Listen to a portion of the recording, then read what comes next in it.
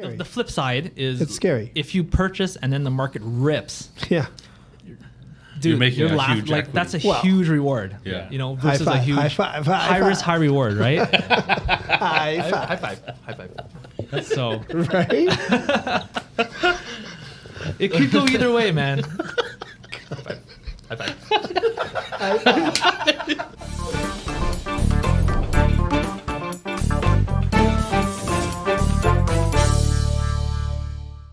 Sup, guys. Sup, guys. Sup, Sup, guys. guys. Sup, All right. guys. Third episode of the 5-Star Podcast. Welcome back. We took a little bit of a break because some of us had vacation, but back to the grind, right? So welcome back. I am your host, Kenny. Well, I'm not really host, but Winston's here, Rod's here, and so is Richard. So lots and lots to talk about. This podcast is where we want to talk about pre-construction.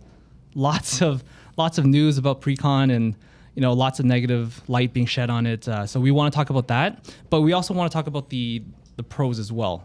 So let's just get started. Let's start with the cons first.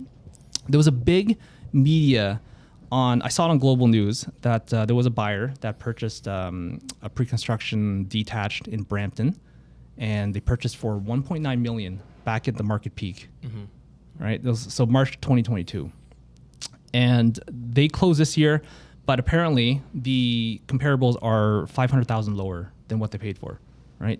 So they have to come up with $500,000 difference because the bank won't lend it to them, obviously, right? And they're contractually obligated to pay the builder 1.9. So it's just bad timing, right? But it's one of the cons of Precon, right? So what do you guys think about that?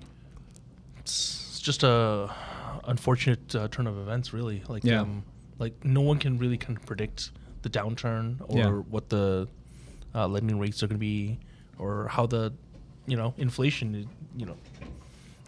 I'm not sure if they bought out of speculation or whether or not it's like for their own personal use, but at the time it was close to market price, and whether it's resale or not, prices. The lenders just look at the current market trends. So exactly. I mean, hindsight is 2020. Yeah. Like, we could look back now, but back then, March, I mean, things were still pretty hot, right? Yeah. And on the vice versa, it's if we're looking at people that bought 3 years ago at super cheap prices, no one's complaining about that.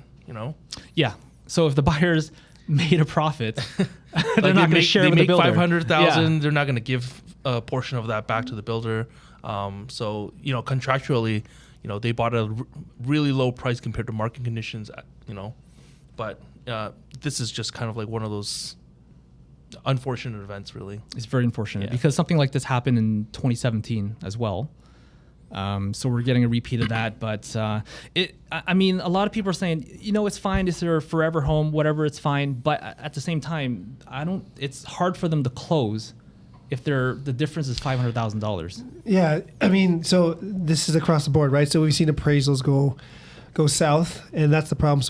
So their options are, they default, right, or the builder forces them to close the deal, or this is the conversation we were having before. Shouldn't there be a concession with the builder to say, okay, look, we understand that, so there should be a process to get out of that, because they could also resell the unit.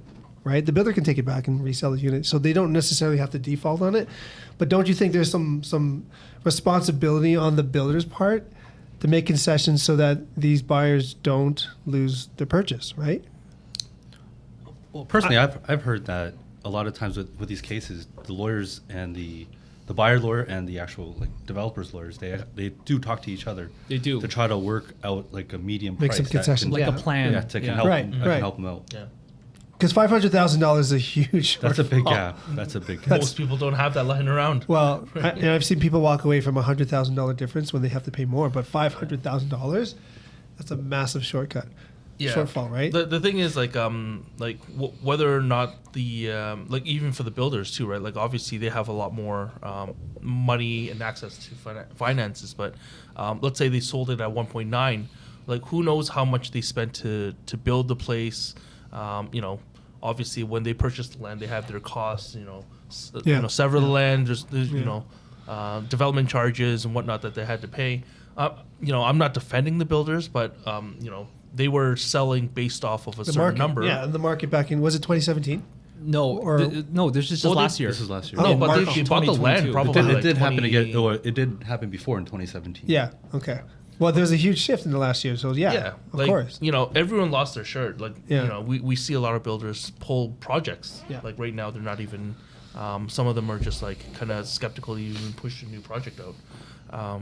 So I think, obviously on the buyer side, it's very, very unfortunate. Even if the builder was to take it Right. back, Right. they can't sell it for 1.9. Can they sell it at 1.5 and still make a profit? Maybe not. Probably. Maybe. Well, maybe who not. knows? Who knows? Who Well, knows? yeah. Right? We don't know. Yeah. So I went to the you guys didn't go, but I went to the 2023 market outlook for the Toronto Real Estate Board. It was packed house, 700 agents in one room, mostly. So you know how you go to these events and you register, and then sometimes you don't go to these events. So Trev made a rule change that if you don't go, you have to pay $50, right? If you don't show, because they cater it. There's all this food.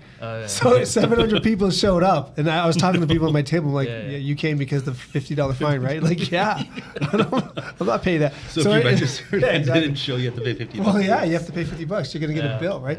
So everyone showed up, but it was actually really insightful because they were saying, we're talking about the Precon market, and they were saying that. So the builder's approach to all these projects this year is going to be sort of ad hoc. So they're going to wait and see approach, right? Because they don't know how to price it.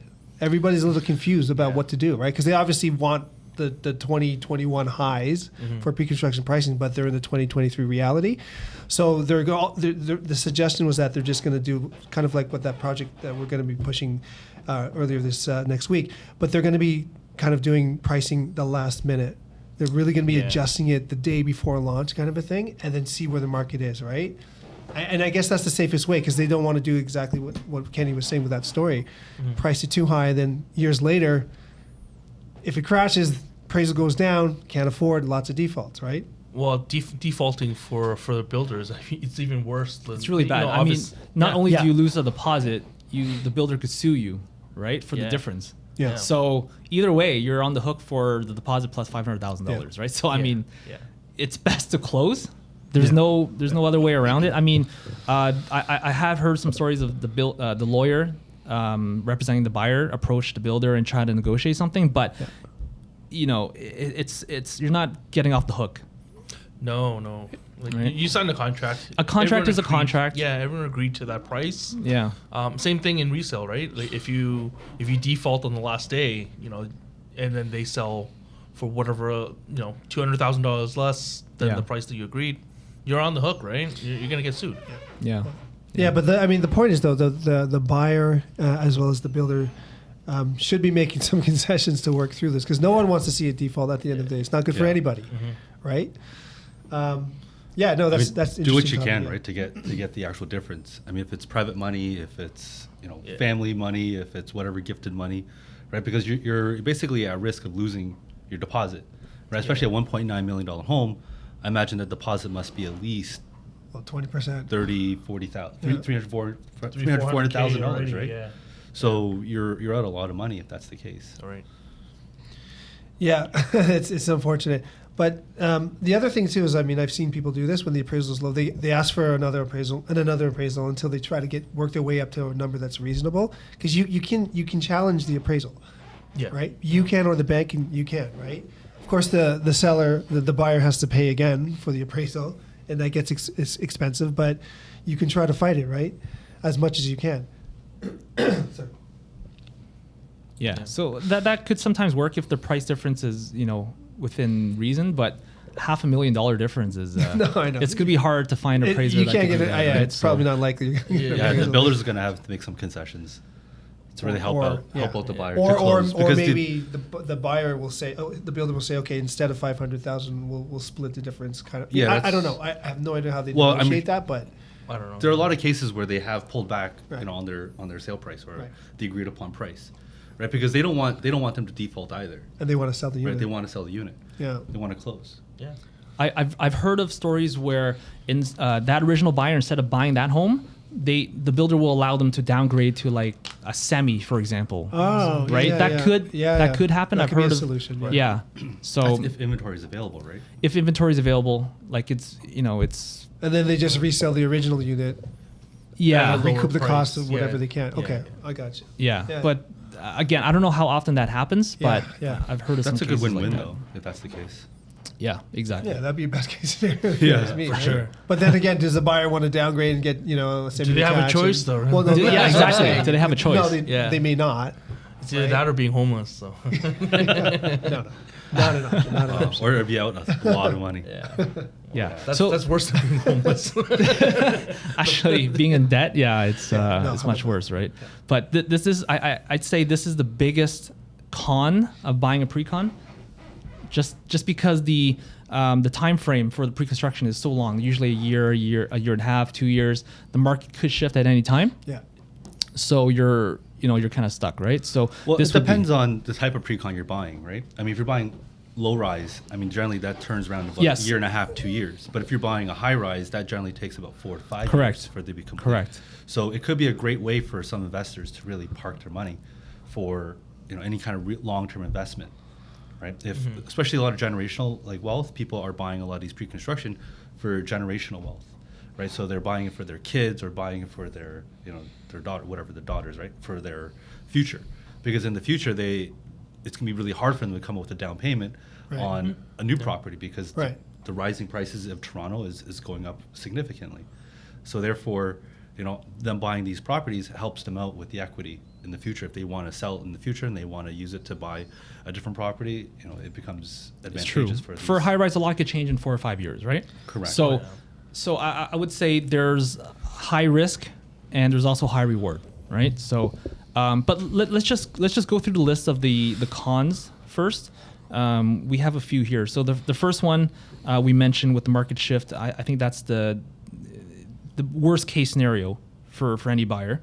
Another con would be, in general, there's a price premium over resale, Right. right? right. So it used to be the other way around many years ago, Right. but now it costs a lot more to buy pre-construction versus resale, right? Yeah, that's correct.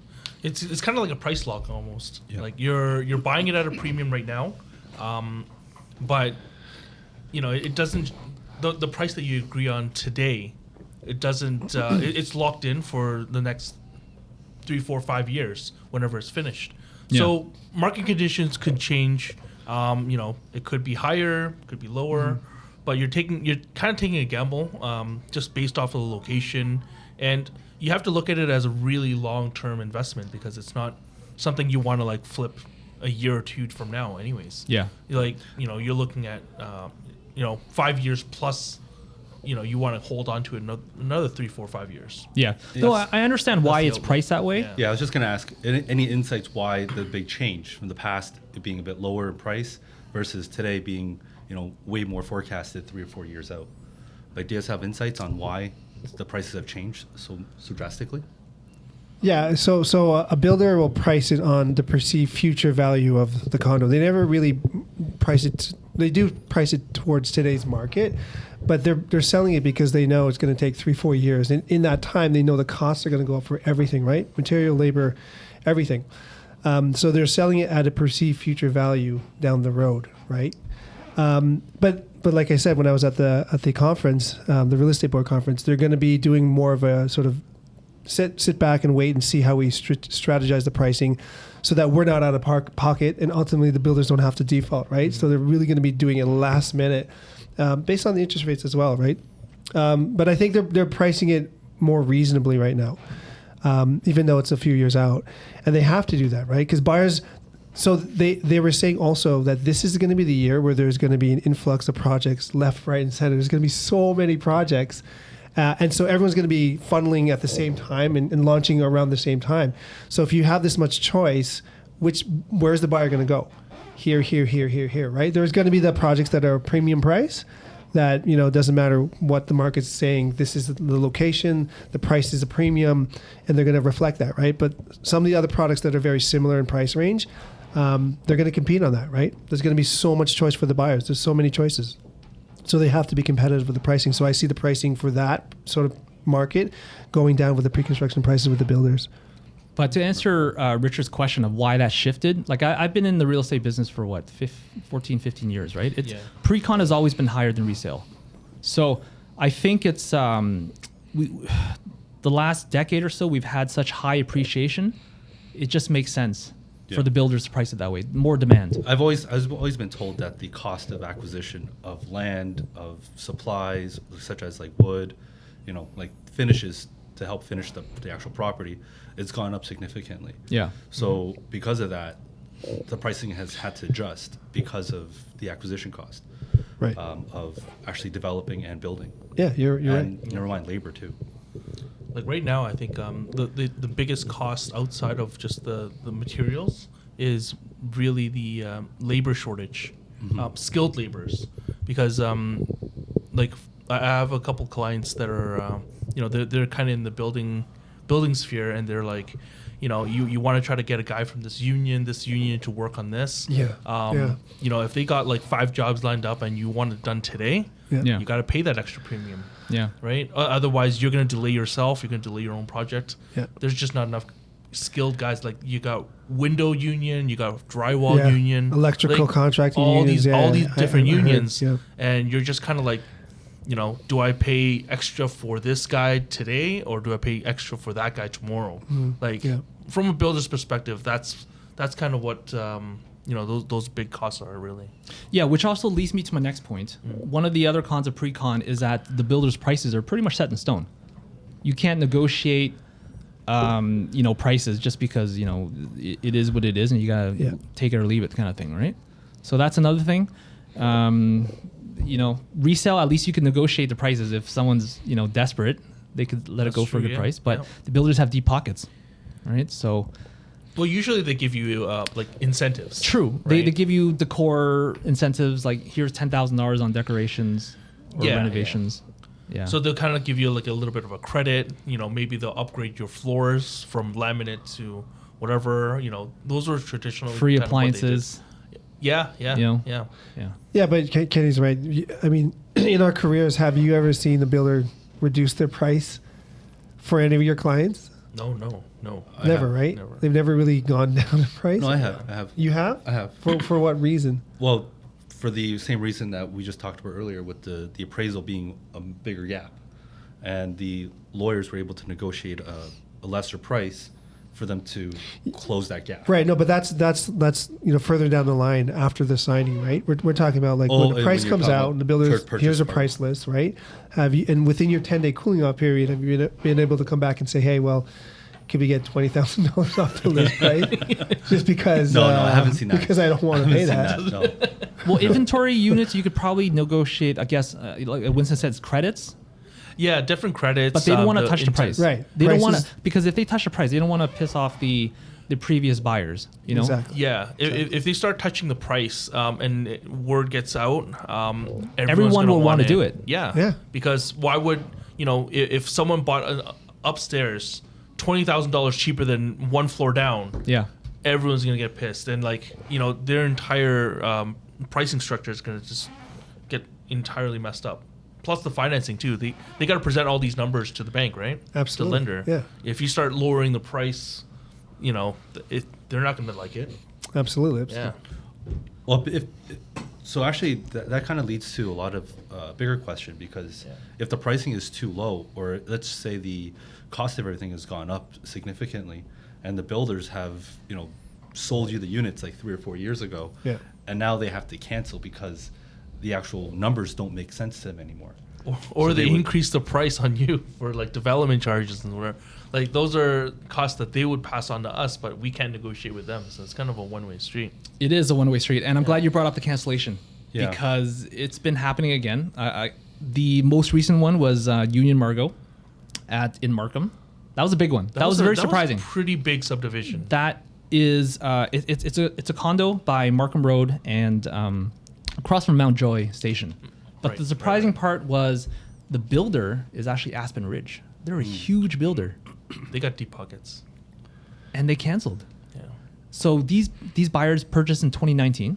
Yeah. Prices were really At a cheap high, back then. well, 2019 was pretty cheap. it was Pretty- on its. It was very, very cheap. Yeah, I mean, yeah. compared to today, Okay, right? yeah, I mean, yeah. so it just sucks because these buyers. Well, the good thing is they got their deposit back, which is okay, I guess. But they lost out on opportunity cost. Yeah. Right. If they were to purchase a similar condo now in Markham, the costs have gone way up. Yeah, yeah. Right. The 3 years of opportunity cost right there. Yeah. Right. Yeah.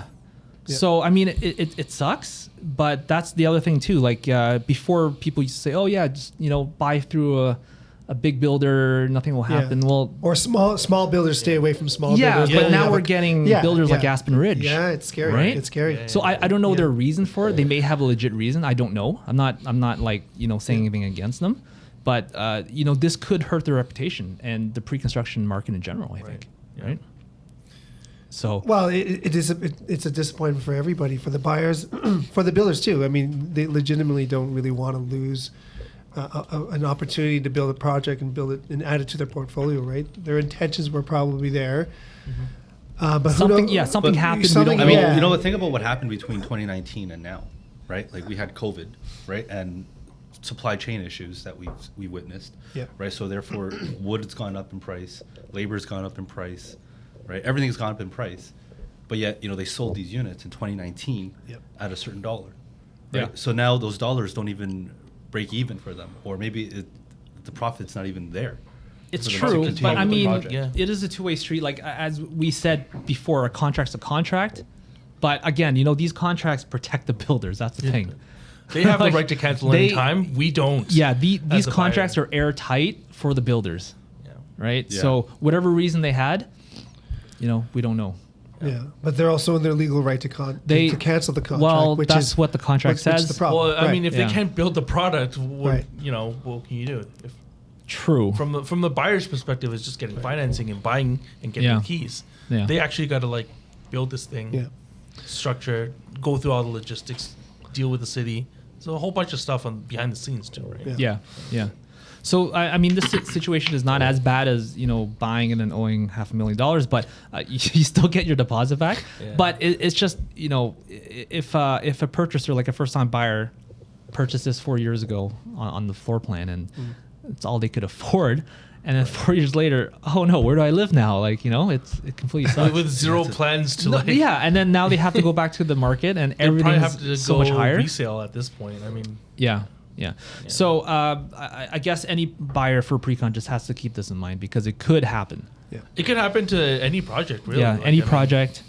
So What do you guys think about one of the other cons that we've briefly discussed is that as a first time home buyer per se, not more the seasoned investors in condos, but those who are brand new to the market, buying off plan, right? What have you seen with your clients, and how do you alleviate kind of concerns because you're buying off plan? You don't really know. You have no can't idea. get a good idea of visually Absolutely. of the unit and buying where a it's plan. facing, Yeah. the views. Well, half the time it's kind of like us realtors, we see floor plans on the daily, and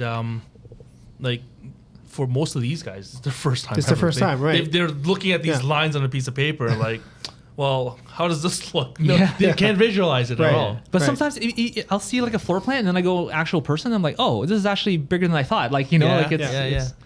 I mean, but what are some of the concerns that you've heard from your clients buying Precon when it's off a plan, and then subsequently when they get the keys, Yeah. what are their thoughts after that? Well, actually, I have a pretty recent story. So one of my clients, I helped them buy an assignment. So it was just before closing. I think it was 3 months off from closing, and then when they got the keys, they're like, "Oh, why is there this nook here that's not in the plans?" I'm like, "Well, it's probably piping or whatever. It's never exact, but they're like, oh, well, I lost some space." They're like, well. It is the what it contract is, says right? it's subject to change, It's right? subject Yeah. to change. They're going to try to keep it as close to the plans as possible. Yeah. But if certain things needed to be done to make the building work, Yeah. like a shaft or whatever it is, maybe they extended it. Who knows? Yeah, you have to get lucky with that kind of stuff. Yeah, like yeah. that's for condos. Yeah. But I've heard stories, or I know my clients, they purchase a low rise, right, on a corner lot. They want it nice and quiet. But then when they move in and when the plans were being developed, there was a fire hydrant, right? But you don't know that. The builders don't know that. Yeah, I believe it's the city that plans it afterwards. Yeah. Right? And then they Yeah, tried to that's get true. the city to move the fire hydrant, but no, you couldn't do that, right? Or even I've heard stories where so they bought a certain view looking into the courtyard of the complex, and there wasn't the garbage disposal area wasn't there, and all of a sudden it's there. Yeah. So now they're right above it. Yeah. So the smell, the that's terrible. noise, and they paid a premium for that, and all of a sudden, so it comes down to planning as well. Right. There are last minute changes. The city might say no, it has to go here, or the engineers, It or could be whatever health it is. things, right? Health Like, related. we So, don't know. yeah, it's another risk of buying pre-construction, right? Yeah. Where it actually ends up being what the actual layout looks like. But for the most part, buying off plan is a risk, right? It's a risk. Yeah. But we've been doing this for a while, and we've seen a lot of condos in our days, and we've sold quite a few. So us as realtors, we understand how to at least guide them and tell them, all right, here's what it looks like. Here's what the view would look like. Here's sort of the standard layouts. Most condos have a very similar layout. It is. Yeah. Some layouts are very, very standard. Really, though, Like, right? you walk in, there's a kitchen, Yeah. and then Yeah. there's the living dining, Right. and then the den's off to Right. the side, right? Like it's very, but I feel like this layout doesn't exist as much anymore.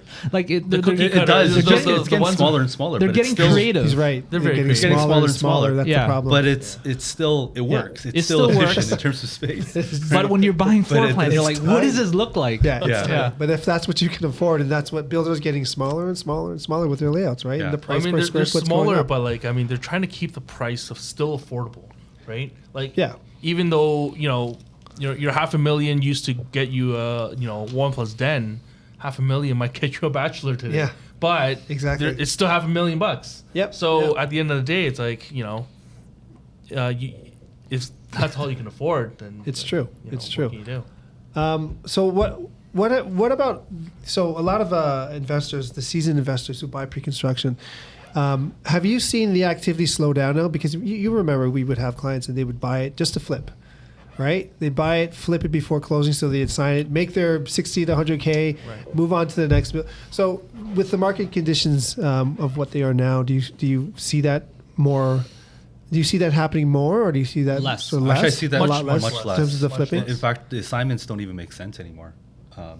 A lot of the assignments that we're seeing right now are more distress assignments than Yeah. actual definitely. Yeah. profitable assignments. So why don't you tell everybody what a distressed a sale is in general, Richard? Okay, well, I mean, a distress sale is when you're under pressure, obviously, right? You bought a property and now you are ready to close, but you cannot close or you don't want to close, right? Especially right now with all the different changes in the marketplace with interest rates and everything.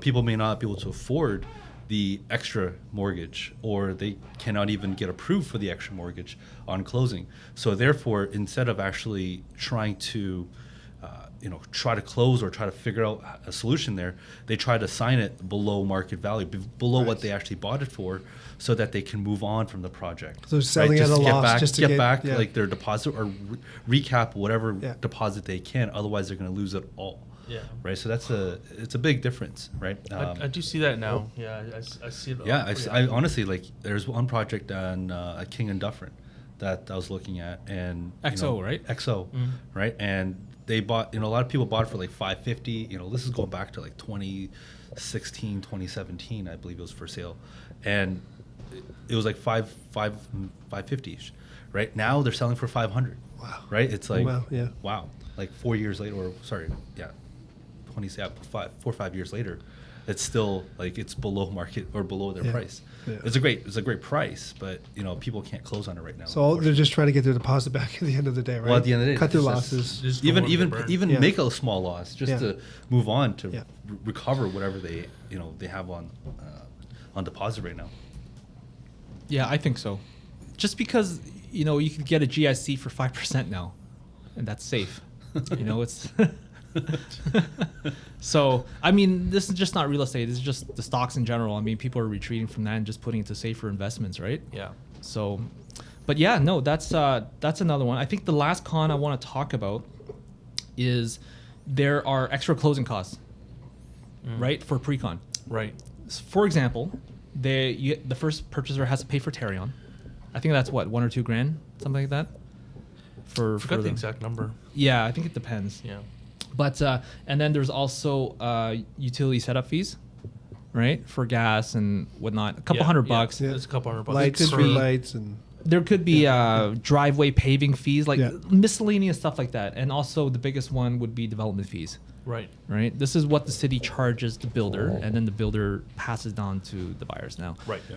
For condos, like you could cap it, right? But I've heard of some condos being up to $20,000 on closing extra, right? Yeah, right. up to $20,000. Yeah, 20, 30,000, Yeah. depending on the size. Like, extra on closing Really? on top of the price, right? yeah.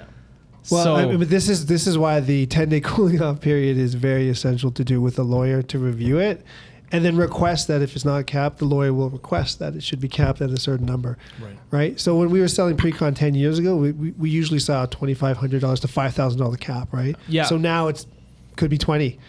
yeah, usually people Right. cap it, but I think now the caps have They've gone up. increased. That's what I mean. They've increased. Before, Yeah. I swear to God, one Yeah. bedrooms used to be capped at 3,000 or no, 1,500. 1,500 $1,500. This is back in Yeah. 2010. I remember this. Yeah, I remember. Right. Right? 1,500 we were bucks. I remember we were trained to coach all our clients to cap. Yeah.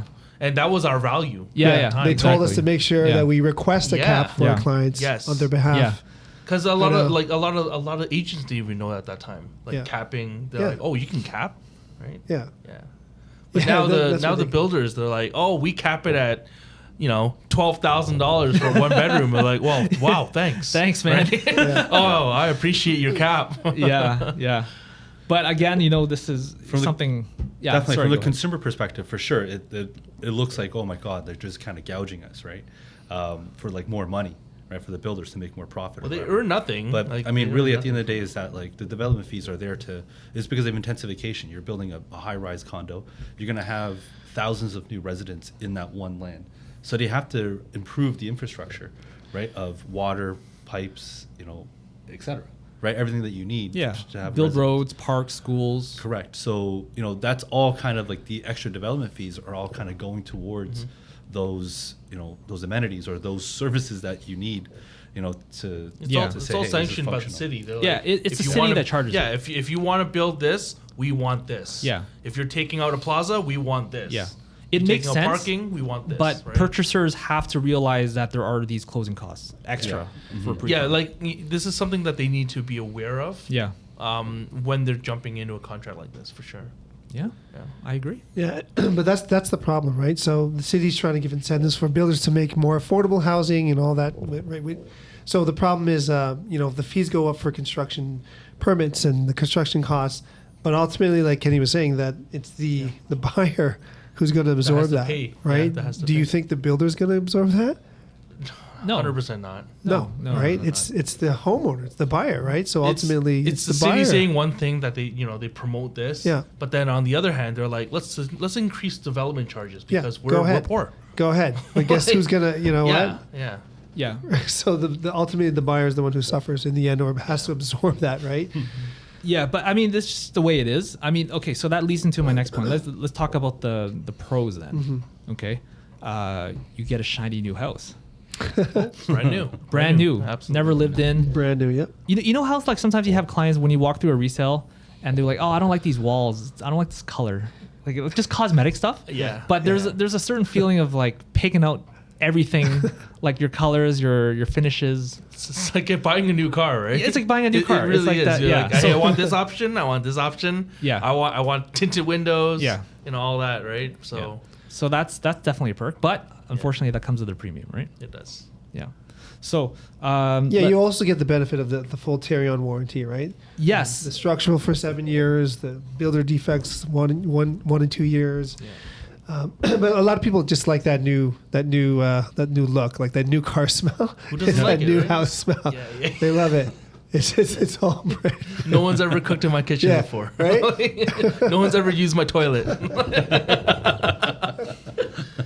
but to elaborate on your point, because it's covered under warranty, you don't have to worry about anything. Yeah. So if something breaks down, well, first of all, the Tarion warranty is 7 years, So if anything breaks down, for foundation, it's tiered. structure, Yeah, major it's structure. tiered. Right? Like, yeah, that's you know, that's another subject. topic, Yeah. But let's just say if if you find any cosmetic issues, Yeah. call the builder. They'll have someone come fix it. So that's like a peace of mind kind of thing for the buyers as well. But one thing about that is they will come and fix it, but it's not today. True. They will book you They in will 2 or be 3 like, months. hey, you know what? We're Yeah. gonna be coming soon. Yeah, Quote unquote soon. Yeah, yeah, It will be done, just Yeah, not it on will your be done. timeline. Yeah. yeah. But okay. So another pro is that the time frame. The time frame. This gives some buyers the opportunity to save up more for down payments. Just because if you purchase a condo, from sale to finish is like 4 years. Right. Yep.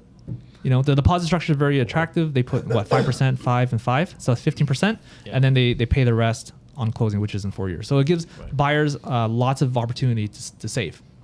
Right. So that could work in people's favor. So instead of having that lump sum 20% down for Right a away. resale, Yeah. You can kind of like Space it here's out. 5. Here's another 5. Well, Yeah. some of them even go like 2.5, 2.5. Well, they'll do right? 2.5. They'll Yeah. split that 5 into like 2 pieces, but Yeah. it's still at the end of the day like 15% right now. Usually it it's used to be 15. 20. It used to be 20. Yeah.